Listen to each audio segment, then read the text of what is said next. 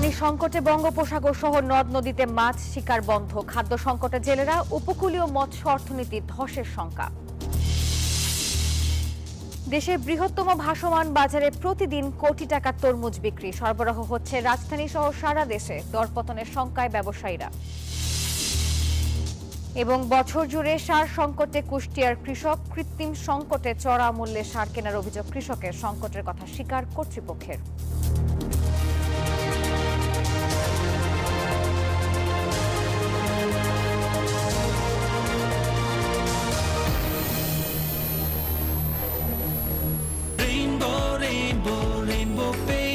Rainbow Paints, the color of joy.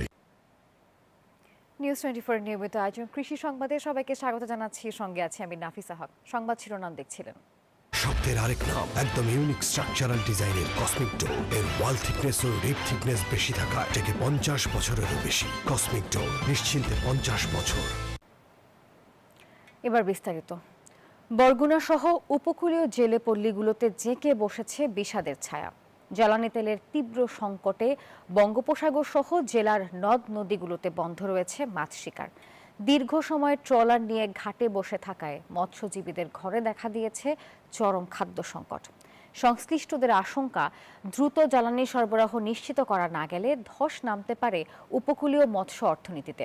তবে মৎস্য বিভাগ বলছে, সমস্যা সমাধানে দ্রুতই কার্যকর উদ্যোগ নেওয়া হচ্ছে। বরগুনা থেকে সহকর্মী সুমন শিকদারের পাঠানো তথ্য ছবি নিয়ে ডেস্ক রিপোর্ট। বরগুনা সদর উপজেলার ঢালিয়া ইউনিয়নের পোটকাখালী ঘাট। এখানে অলস সময় পার করছে এমভি ফোরকান নামের এই মাছ ধরার ট্রলারটি। 12 দিন আগে সাগরে যাত্রার কথা থাকলেও জ্বালানি তেলের অভাবে এখনো ঘাটেই নোঙ্গর করে আছে জলযানটি। শুধু এমভি ফোরকানই নয়, জ্বালানি সংকটে বরগুনার বিভিন্ন মৎস্যঘাট ও জেলেপল্লীতে আটকে আছে শত শত ট্রলার। তেল না থাকায় মাছ ধরা বন্ধ হয়ে পড়ায় উপার্জনহীন হয়ে পড়েছেন কয়েক হাজার মৎস্যজীবী। 10-12 দিন থেকে আমরা কোনো তেল পাইতেছি না। আমরা এই বোট টোট সব এই থুয়ে দিছি, কতক বন্ধ করে দিয়েছি, ডগ উঠাইছি। তেল না পাইলে আমরা কেমন তারা সাগর যাবো। এমন অবস্থায় পরিবার পরিজন নিয়ে চরম অনিশ্চয়তায় দিন কাটছে তাদের। রুটি রুজির পথ বন্ধ হয়ে যাওয়ায় অর্ধাহারে অনাহারে দিন কাটাচ্ছেন জেলেরা। পরিস্থিতি বিবেচনায় তেলের দাবিতে ইতোমধ্যে মানববন্ধন ও বিক্ষোভ করেছেন তারা। আপনারা তেলের ব্যবস্থা করিয়ে না দেন, আমাকে এই গুঁড়ো গাড়ান লইয়ে না খাই মরে যাওয়া লাগবে। আমরা জানি যে তৈল আসছে, কিন্তু আমরা তৈল পাচ্ছি না। এমন কোনো লোক নাই যে দুইটা একটা কিস্তি নাই। আমরা ব্যবসা করি নদী, ডিজেল না হলে আমরা কি দিয়ে চলবো? যে সরকারের কাছে দাবি যেন তারা অন্তত এই চালাবার মতো যে তৈল সরকারি অনুযায়ী যেন পাইতে পারে। এদিকে জ্বালানি তেল সরবরাহকারী প্রতিষ্ঠানগুলোর দাবি, প্রশাসনিক নির্দেশনা না থাকায় তারা জেলেদের চাহিদা মতো তেল সরবরাহ করতে পারছেন না। নির্দেশনা নাই আমাদের কাছে আপাতত।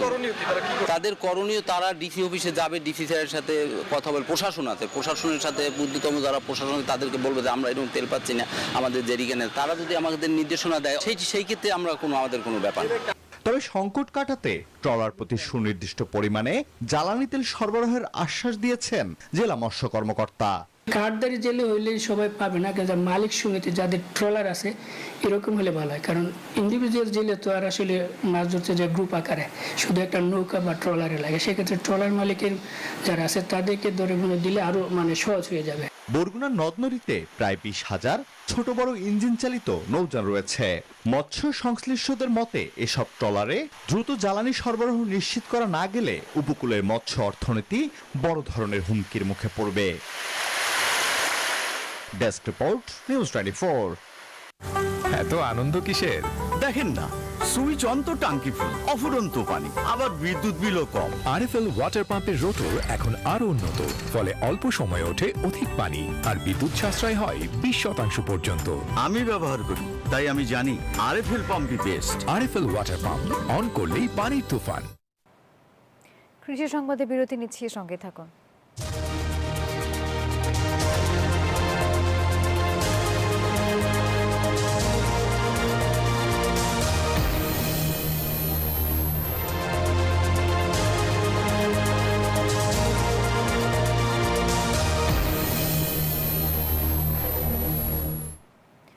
নিউজ 24 কৃষি সংবাদে আরো একবার স্বাগত। যে কোনো স্থাপনার বৈদ্যুতিক সংযোগকে রাখে নিরাপদ। এর স্ক্রিন কোটেড ইনসুলেশন সম্পূর্ণ ফায়ার রিটার্ডেন্ট, তাই বিজলি কেবলস নিজেই নিজেকে নেভায়। বিজলি কেবল নিরাপদ আজীবন। গত কয়েকদিনের টানা বৃষ্টিতে মৌলভীবাজার জেলার হাকালুকি কাওয়াদিঘি এবং হাইল হাওরের নিম্নাঞ্চলে বোরো ধান পানির নিচে তলিয়ে গেছে। আর এর পাশাপাশি কালবৈশাখী ঝড়, ভারী বর্ষণ এবং শিলাবৃষ্টির আঘাতে লণ্ডভণ্ড হয়ে আছে অনেক কৃষিজমি। এ নিয়ে আরও খবর জানাতে মৌলভীবাজার থেকে সরাসরি যুক্ত হচ্ছেন সহকর্মী শেখ সিরাজুল ইসলাম। সিরাজ, দুর্ভোগের খবর জানাবেন, কেমন দুর্দশা দেখছেন আপনি?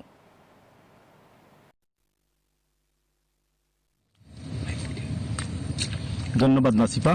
আমি এখন দাঁড়িয়ে আছি এশিয়ার বৃহত্তম হাকালুকি হাওরে।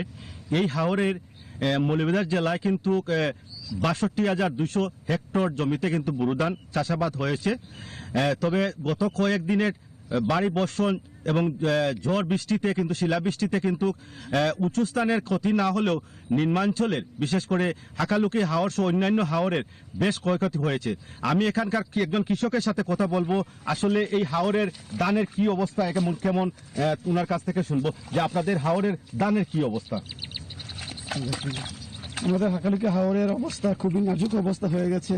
আমরা কি বলবো, কৃষক তার জীবনের শ্রম দিয়ে কৃষি ফলান, সেখানে উঠানের সময় আসে, ধান পাকার সময় আসে, তাইলে কিছু সময়ের মধ্যে এবং উজানি পাহাড়ি ডল এসে প্রত্যেক বছর নিয়মিত এটা এই সামান্য পানি দিয়ে এই ধানকে তলিয়ে নিয়ে যায়। কৃষক তার এই যে হাসি ফুটানোর কথা ধান উঠাইয়ে এটা থেকে তার বঞ্চিত হয়, তার ফ্যামিলি সবাই বঞ্চিত হয়, সবাই লক্ষ লক্ষ মানুষ একবার অতিষ্ঠিত হয়ে যায় যে ধান তার মানে সময় সারা বছরের যে খুরাকতে নিতে আসছিল চাইছিল, এটা সামান্য পানির জন্য তলিয়ে যায়। এই পানি থেকে সমস্যাটা কি, এটা থেকে উত্তরণের কি পথ আছে? সমস্যাটা একমাত্র আমাদের দুই পারের কোনো পানি যে বাঁধ, পানি রক্ষা যে বাঁধ, এই বাঁধটা আমাদের এই নদীতে নাই, বুঝিনি, যার কারণে সামান্য বৃষ্টি হলে এই পানি এসে আমাদের ধানগুলো তলিয়ে নিয়ে যায় আর কৃষকের মুখের হাসি। আসলে যেমনটি শুনছিলেন, আমি আপনাদেরকে একটু দেখাবো হাওরের একটু চিত্র। আসলে আধা কাঁচা পাকা ধান কিন্তু ইতিমধ্যে কৃষকরা কাটতে শুরু করেছেন এবং হাওরের নিম্নাঞ্চলের কিন্তু অধিকাংশ বোরো ধান কিন্তু পানির নিচে তলিয়ে আছে। এই তলিয়ে যাওয়ার কারণে কিন্তু কৃষকদের মধ্যে এখন হাহাকার দেখা দিয়েছে। এই ছিল মৌলভীবাজার থেকে আমার কাছে আধা কাঁচা পাকা ধান এবং কৃষকদের দুঃখ দুর্দশা এবং ক্ষয়ক্ষতি নিয়ে সর্বশেষ তথ্য।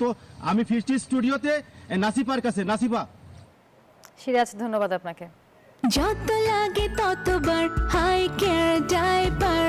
আমার সোনামণির সুরক্ষা তো আমার হাতে, মা হিসাবে আমি তাই কেয়ারফুল। হাই কেয়ার ডাইপার, মোর দেন কেয়ার।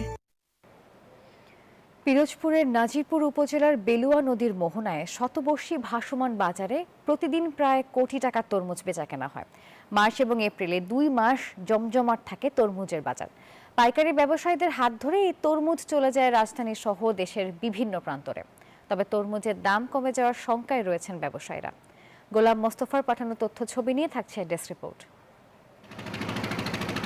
ভোরের আলো ফোটার আগেই সরগরম হয়ে ওঠে বৈঠাকাটা ভাসমান বাজার। প্রতি বছর তরমুজের মৌসুমে এ হাটে বেচাকেনার ধুম পড়ে। মার্চ থেকে এপ্রিল পর্যন্ত চলে এই বেচাকেনা। ঢাকা, খুলনা, যশোর, নরসিংদী, উত্তরাঞ্চল, রাজশাহী সহ দেশের বিভিন্ন স্থান থেকে বড় বড় ব্যবসায়ীরা এই হাটে তরমুজ কিনতে আসেন। আকার ভেদে প্রতি পিস তরমুজ বিক্রি হচ্ছে 100 থেকে 300 টাকায়। এবছর প্রথম দিকে মোটামুটি ভালো ছিল, সামান্য কয়েকদিন, এরপরে থেকে আস্তে আস্তে খারাপের দিকে চলে যাচ্ছে, দাম কমে যাচ্ছে। কিন্তু মূলত দাম কমে যাচ্ছে, কৃষকের টাকা ঠিকই পাইতেছে, ওরা ভালোই টাকা পাইছে, কিন্তু ব্যবসায়ীরা বেশি একটা ভালো নাই। ব্যবসায়ীরা দিন দিন লসের সম্মুখীন হইতেছে। এবছর তৈরির দাম বেশি, এবারে তরমুজের দাম কম, কিছু লস খাইতেছে। আমি বরিশাল বানেরপাড়া থেকে আসছি, মাল নিয়ে যাবো জালকাঠি, মাল সিটি।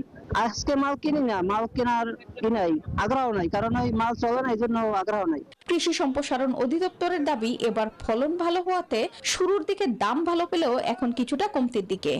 রমজান মাসে সময় তরমুজের বাজারটা মোটামুটি ভালো ছিল, এখন কৃষকরা একটু দাম কম পাচ্ছে। তবে আমি মনে করি সেটাও কৃষকদের জন্য ভালো একটা সুযোগ যে যাই হোক তারপরে বেচা বিক্রি হচ্ছে। ভাসমান এই হাটে প্রতিদিন প্রায় 1 কোটি টাকার তরমুজ কেনাবেচা হয়। তবে সড়ক পথে যোগাযোগের রাস্তা ভালো থাকলে আরো ক্রেতার সমাগম হতো বলে ধারণা স্থানীয়দের। Desk report, news 24। বাংলাদেশে এই প্রথম থাই স্যানিটারি ন্যাপকিন বাজারে নিয়ে এসেছে ব্র্যান্ড স্টাইল থাই স্যানিটারি ন্যাপকিন। থাই স্যানিটারি ন্যাপকিনের ছোঁয়ায় পুরো মাসই কর্মময়। বোরো চাষে ব্যস্ত সময় পার করছেন কুষ্টিয়ার কৃষক। এ নিয়ে আমরা আরো খবর জানতে চাই। কুষ্টিয়া থেকে যুক্ত হবেন সহকর্মী মাহতাবুদ্দিন লালন।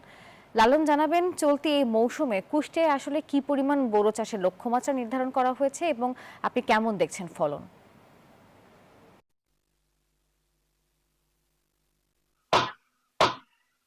নাফিস, আপনাকে ধন্যবাদ। চলতি যে বড় মৌসুম, এই মৌসুমে কুষ্টিয়াতে প্রায় ৩৬,০০০ হেক্টর জমি বোরো চাষের লক্ষ্যমাত্রা নির্ধারণ করেছে কৃষি বিভাগ। যদিও আসলে কৃষি বিভাগের পক্ষ থেকে বলা হচ্ছে আবহাওয়া অনুকূলে থাকা এবং গত আমন মৌসুমে ধানের ভালো দাম পাওয়ায় কৃষকরা কিন্তু এই বড় মৌসুমে অধিক সংখ্যক জমিতে ধানের চাষ করেছেন। পাশাপাশি কৃষকরা যেটি বলছেন যে বছর জুড়েই কিন্তু সারের সংকট ছিল, অতিরিক্ত দামে তাদেরকে সার ক্রয় করতে হয়েছে। পাশাপাশি এই বেশ কিছুদিন ধরে কিন্তু জ্বালানি তেল, ডিজেলের সংকট দেখা দিয়েছে, যে কারণে চাষের খরচ বেড়েছে এবং এই চাষের খরচ বাড়ার কারণেই আসলে তাদের যে মুনাফা, সেই মুনাফা নিয়ে কিন্তু আসলে এক ধরনের শঙ্কা দেখা দিয়েছে। কৃষকরা বলছেন যে যেহেতু কালবৈশাখীর মৌসুম আসন্ন, পাশাপাশি শিলাবৃষ্টি, এই ধরনের ক্ষয়ক্ষতির মুখে যদি এই বোরো আবাদ পড়ে, সেই ক্ষেত্রে কিন্তু আসলে তারা ক্ষতিগ্রস্ত হবেন।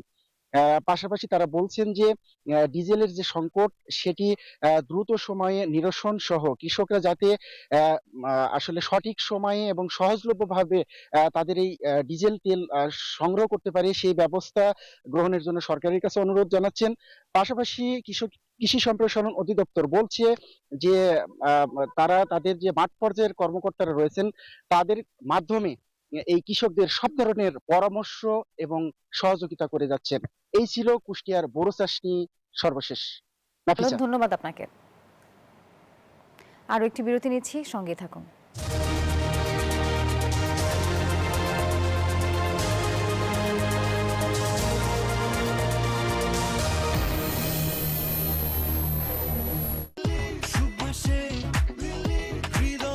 শিয়া বাটার ও ভিটামিনে সমৃদ্ধ লিলি বিউটি সোপ, তারুণ্যময় উজ্জ্বল ত্বকের জন্য।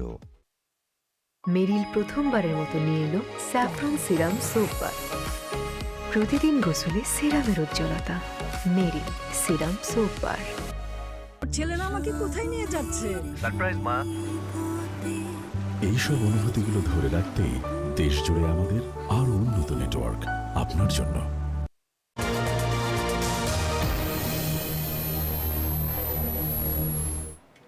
কৃষি সংবাদে সবাইকে আরো একবার স্বাগত।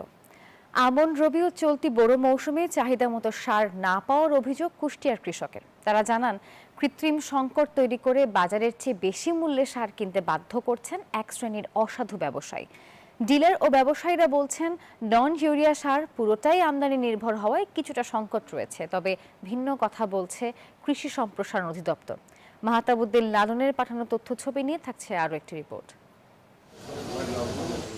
বছর জুড়েই কুষ্টিয়ায় আমন রবি সহ বোরো মৌসুমে সার সংকটের অভিযোগ। ভরা মৌসুমে জ্বালানি তেলের সংকট, এর উপর সারের সংকট ও অতিরিক্ত দামে দুশ্চিন্তায় কৃষক। কৃষকের অভিযোগ, সিন্ডিকেটের কারণে নন ইউরিয়া, টিএসপি, ডিএপি ও এমওপি সার চাহিদা মতো পাচ্ছেন না তারা। সরকারি দামে সার পেতে হলে লাইনে দাঁড়িয়ে 10 থেকে 20 কেজির বেশি মিলছে না। তবে বাড়তি দাম দিলে খোলা বাজার ও সাব ডিলারদের কাছ থেকে সহজেই মিলছে সার। সারের মূল্য তালিকা দেখা যাচ্ছে, রেবেল মারি দেওয়া রয়েছে ব্যানারে, 20 টাকা কেজি, 25 টাকা কেজি, 27 টাকা কেজি, 29 টাকা সর্বোচ্চ। কিন্তু সেই সার কিনা লাগে আমাদের 45 টাকা, 37 টাকা, 40, 48। গৃহস্থর মাথায় মনে করেন যে আকাশ ভেঙে পড়ার মতো অবস্থা। এইভাবে চলতে থাকলে কৃষক কোনো সময় জন্য বাঁচবে না। খোলা বাজারে 1350 টাকার টিএসপি সার বিক্রি হচ্ছে 1850 থেকে 2000 টাকায়। তবে ডিএপি ও এমওপি সারও মিলছে না সরকার নির্ধারিত মূল্যে। ইউরিয়া কিছুদিন আগে 18 টাকা কিনেছি, এখন সেই ইউরিয়া কিনতে হচ্ছে 28 টাকা, অনেক সময় 30 টাকাও কিনা লাগে। তারা সিন্ডিকেটের মাধ্যমে এটা আমাদের ক্ষুদ্র কৃষকের এটা সিন্ডিকেটের মাঝে ফেলেছে। সার ডিলাররা বলছেন, ইউরিয়া সারের সংকট না থাকলেও নন ইউরিয়া সারের সংকটের কথা। তাদের দাবি বেশি দামে সার বিক্রির কোনো সুযোগ নেই। 70 থেকে 80% আমদানি করা সার, জি নন ইউরিয়া সারগুলো ম্যাক্সিমামই আমদানি করা, আমাদের দেশীয় প্রোডাকশন খুব কম। অফিস যদি সাফাসাফি করে তাহলে আমাদের কোনো ডিলারের পক্ষে সম্ভব না কনজিউম করা। সারের কোনো ধরনের সংকট নেই বলছে কৃষি সম্প্রসারণ অধিদপ্তর। বেশি দামে সার বিক্রির প্রমাণ পেলে জড়িতদের বিরুদ্ধে ব্যবস্থা নেওয়ার আশ্বাস। বর্তমানে সারের কোনো সংকট নেই। ছদ্মবেশে কৃষকদের মাধ্যমে সার বিক্রি করে যদি ধরা পড়ে তার কাছে মুসলকে নেওয়া হচ্ছে, তার বিরুদ্ধে মোবাইল কোড বা এই ধরনের শাস্তিমূলক ব্যবস্থা নেওয়া হচ্ছে। সংকট নিরসনে দ্রুত কার্যকর ব্যবস্থা নেওয়ার দাবি প্রান্তিক কৃষকের। Desk report, news 24। নরসিংদীতে একই জমিতে মিশ্র সবজির আবাদ করছেন কৃষকরা। আমরা বিস্তারিত জানতে চাই এই বিষয়ে। নরসিংদী থেকে সরাসরি যুক্ত হব সহকর্মী হৃদয় খানের সঙ্গে। হৃদয়, জানাবেন কোন জাতীয় সবজি চাষ করছেন কৃষক এবং এই চাষে তারা আসলে কেমন লাভের আশা করছেন?